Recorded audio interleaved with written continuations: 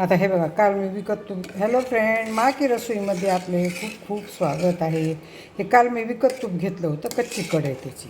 ते कच्ची कढ असलं की वास येते त्याच्यामध्ये. आता ह्याच्यामध्ये बघा, हे तुळशीचे पानं येतं, खायचे पानं येतं. हे खायचे पान टाकलेत, हे तुळशीचे पानं टाकलेत कट करून.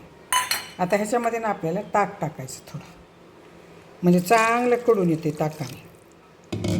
आपण नुसतं कडवायला बघितलं तूप तर जळून जाते, जळालेलं तूप चांगलं लागत नाही. आता हे काही ताक असं मिक्स करायचं आणि बारीक करायचं इंडक्शन, आणि त्याच्यावर तूप गरम ठेवायचं.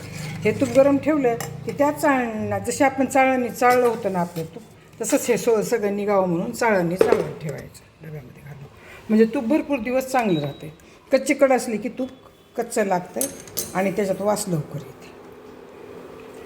आता हे विकणारे लोक कच्ची कढ तयार करते, त्यांना परवडतंय ना. कच्ची कढ केल्यानंतर वजन जास्त भरते.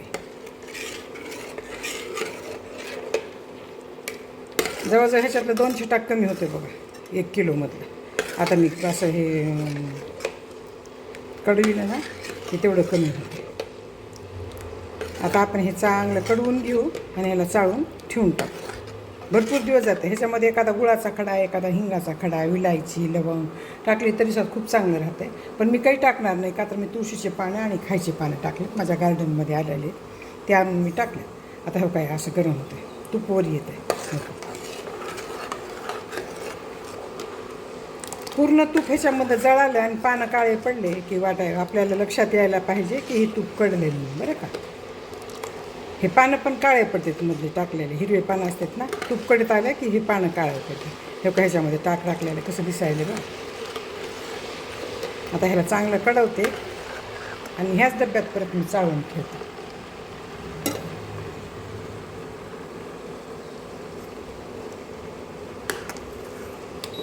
तो का ताक कसं वर येते बघितलं का. ताक जर नाही टाकलं आपण नुसतं कडवायला ठेवलं तर हे तूप पूर्ण जळून जाते, वास येते परत जळायला. म्हणून ताक टाकून कडवून घ्यायचं. तुमच्याकडे दही ताक काय असेल ते टाकायचं, पण पातळ करून टाकायचं. ह्याच्यामध्ये ताक टाकले. आता हे चांगलं कडतंय. हे का कडायले तूप बारीक केलं. हे का हे ताक घातलं ना त्याच्यासाठी कसं दिसायला. हे का आता पाण्यातसुद्धा हे का कशी झाले, तर पाण्याचा कलर पण बदलला आहे बरं का. पण आणखीन मधलं ताक पूर्ण हे होऊ द्यावं लागते, जळू द्यावं लागते आणि तूप शिल्लक होऊ द्यावं लागते. किती कच्चं आहे बघा, किती कच्ची कड काढलेली. थोडं लाल झालं तूप तर तुपाची चव पण छान लागते आपल्याला खायला. बारीक केलं आहे.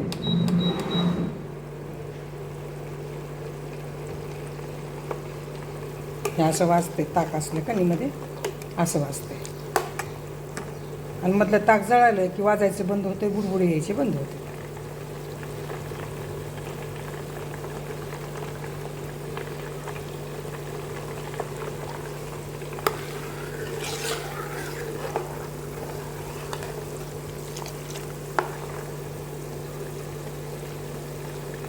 चांगलं ताक आणखीन ह्याला जवळजवळ 10 मिनिट लागते.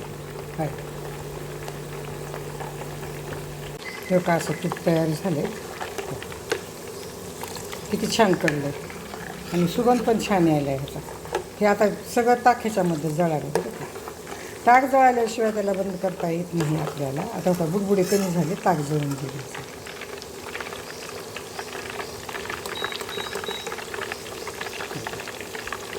आता हे बंद करते आणि चाळून स्वच्छ डब्यात भरून ठेवते.